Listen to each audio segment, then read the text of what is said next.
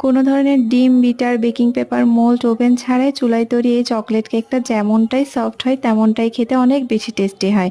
একবার এভাবে বানালে এই কেকের ফ্যান হয়ে যাবে সবাই। 1 কাপ দইয়ের সাথে হাফ কাপ চিনি ও হাফ কাপ বাটার মিশিয়ে নেব ভালো করে, যাতে চিনির কোনো দানা না থাকে। বাটারের পরিবর্তে সাদা তেলও ইউজ করা যাবে। এবার একটা ছাঁকনিতে 1 কাপ ময়দা, 2 চামচ কোকো পাউডার ছেঁকে নিয়ে সব একসাথে ভালো করে মিক্স করে নেব।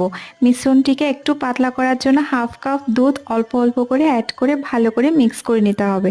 এবারে 1 চামচ বেকিং পাউডার, হাফ চামচের থেকেও কম বেকিং সোডা ও সামান্য দুধ দিয়ে আলতো করে মিক্স করে নিয়ে বাটিতে অয়েল বা বাটার ব্রাশ করে তার উপর সামান্য ময়দা ছিটিয়ে ব্যাটারটা দিয়ে দিতে হবে।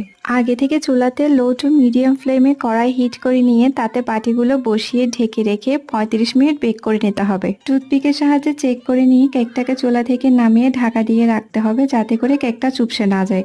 ব্যাস রেডি ভীষণ সফট আর দারুণ স্বাদের এই এগলেস বাটি কেক।